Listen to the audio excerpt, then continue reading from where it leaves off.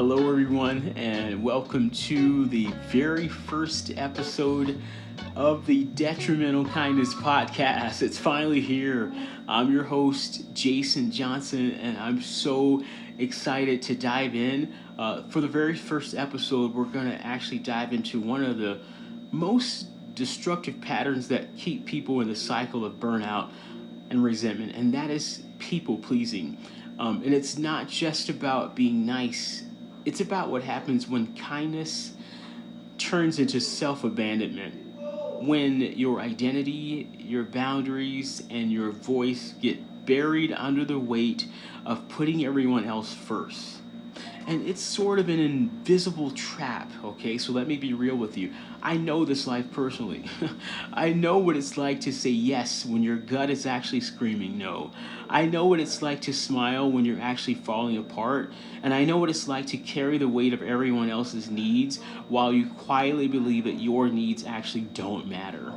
And the wild thing is, people will praise you for it. They'll say that you're so thoughtful, you're so reliable, you're so dependable, you're so generous.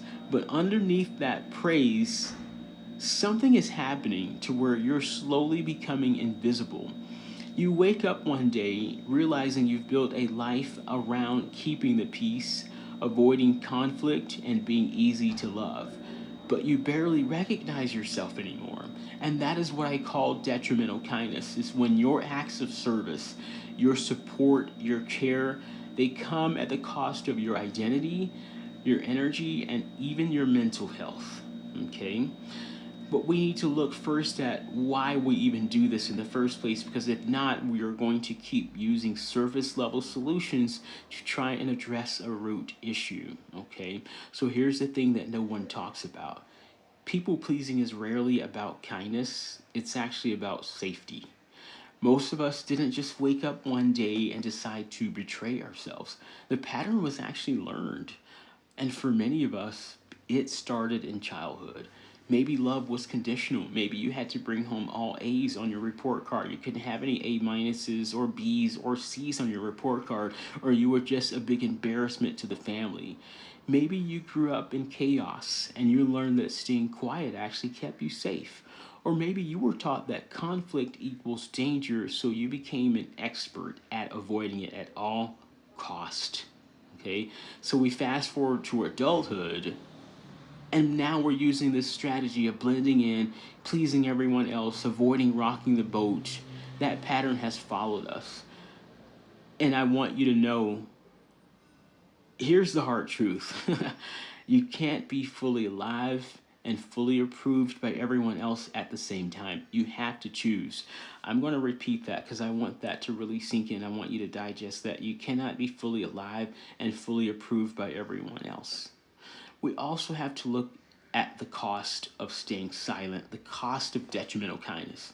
Every time you say yes when you really want to say no, you're teaching yourself that your needs don't matter, okay?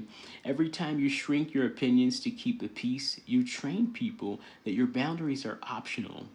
And every time you hide the real you out of fear of judgment, your nervous system actually gets the message that the truth is not safe here. And over time, this is not just an emotional burden, it actually becomes physical. The stress, the resentment, the bottled up frustration, it builds in your body. It leads to anxiety, it leads to exhaustion. And that's why people pleasing is not a personality quirk. It is a slow erosion of yourself. It is building a life of abandonment, and eventually you get to the point where you barely exist in your own life. Okay, so now that we have looked at where it comes from, right? Children, by the time they're 6 or 7, they learn their operating system. So that's really where it comes from. But we can break the patterns, right? I want you to hear me. You are actually not broken, okay? People pleasing is not a flaw. It's just a strategy that is unfortunately not working. So I'm going to actually give you 3 simple shifts that you can start today. Number 1, pause. Stop. Give yourself space instead of responding out of default. Yes, oh sure, no problem. That's what I used to say. Say, hey, thank you so much for thinking of me. Let me get back to you. Thank you so much for considering me. I'll get back to you a little bit later. give yourself the gap there to really consider if you're saying yes because you want to or out of fear of judgment. Okay.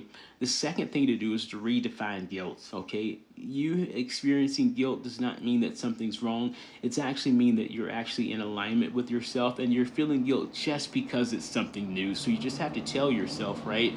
I'm protecting my capacity. Okay. And then number 3 is ask yourself a powerful question. Am I abandoning myself right now? If the answer is yes, that is detrimental kindness. These small shifts, that's where the visibility begins. That's where you stop fading into the background of your life and you start showing up unapologetically. I want you to sit with this and think about it.